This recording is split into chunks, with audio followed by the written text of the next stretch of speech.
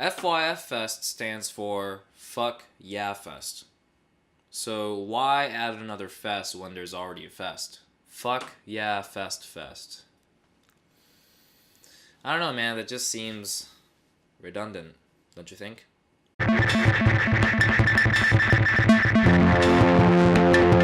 What's up, everybody? My name is Kazu, and today I wanted to talk with y'all about FYF 2017. Not only about this year's lineup, but also my thoughts on this festival. It started off as a small one-day punk hardcore festival at Echo Park. Then in 2009, FYF moved to LA Historic Park. Then the lineup got even bigger and becomes a two-day festival. In 2014, FYF moved to an even bigger venue, LA Sports Arena and Exposition Park. And then they were able to get huge artists like The Strokes, Phoenix, Morrissey, Kendrick Lamar, and Kanye West. So as the years went by, the festival kept expanding, and the venue for this year will still be at the Exposition Park. However, it has finally become a 3-day festival. It's insane how FYF has gone at this point. Of course, this is not as big as Coachella, but it's getting closer to that level. Every year when a new lineup drops for FYF, there are complaints that I hear all the time.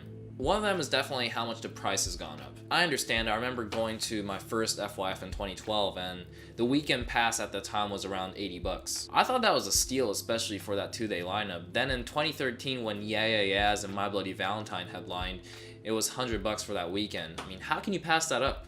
Now it's $300 for 3 days. Also, because of the addition of more mainstream artists, people are saying that FYF is losing its authenticity. We're the punk and hardcore band. Man, this is turning into a mini Coachella. Especially if somebody has been going since the beginning, then I can see why this will be a common complaint. Sure, it is weird to see a festival that was once headlined by the Descendants becoming a place where Kanye West could headline a few years later. However, I don't think it's lost its authenticity, really. There's more of a shift in this festival, adding more hip-hop acts.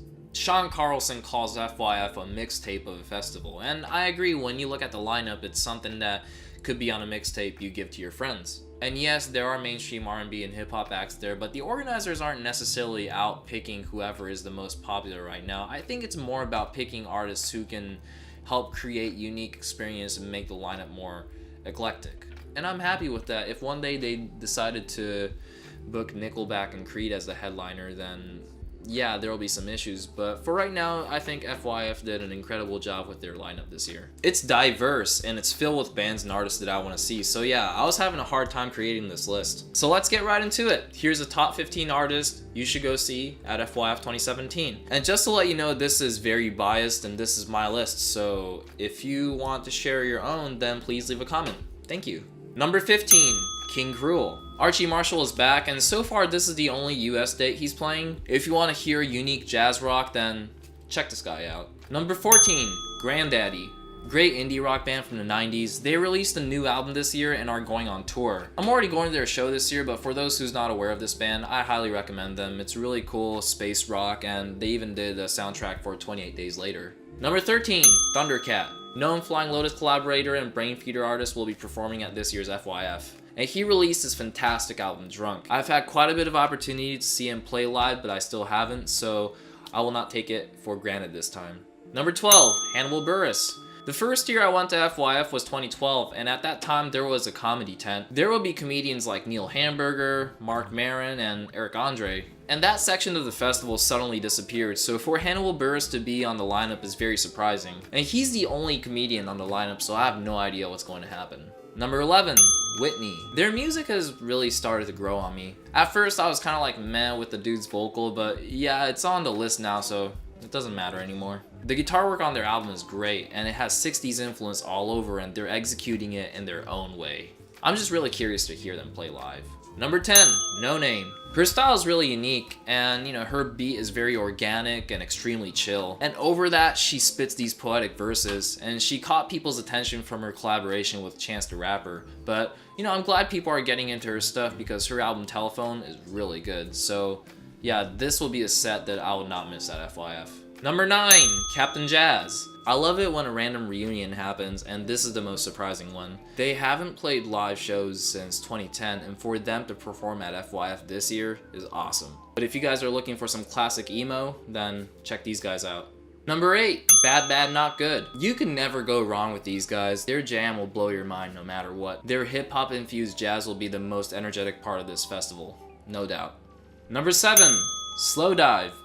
It's an exciting year for them. New album just came out, and this will be their second year performing at FYF.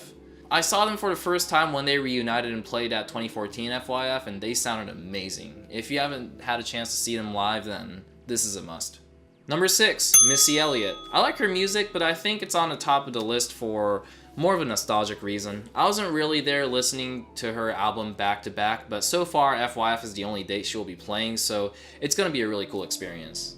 Number 5, Anderson .Paak. This guy's really talented. I enjoyed his album Malibu quite a bit. It's jazzy, funky, and really out there. I've seen some videos where he's drumming and singing at the same time, so being able to watch and play with his band is definitely a must. And I've only heard really good things about his live shows. Number 4, Solange. I think her set will be a perfect way to end Sunday night, unless there are other artists playing afterwards. I didn't expect her to come out with an album last year, and I was blown away by her project. She has played at FYF in the past, but this is probably going to be her biggest set yet, and maybe the biggest crowd, so be prepared. Alright, so before getting into the top 3, let's do some honorable mentions. Andy Schaaf, Blonde Redhead, and Flying Lotus. Alright, now finally the top 3. Number 3, Bjork. I'm really happy that she's one of the headliners because it's not typical. Her music continues to be experimental and it progresses to get even better. From what I've seen online, she brings a whole orchestra to play with her set. I've always been a fan of her music, so this will definitely be something to look forward to. Number 2, Tribe Called Quest. This is all the way up here for a few reasons. 1, they're fucking amazing, and 2, this might be your last chance to see them.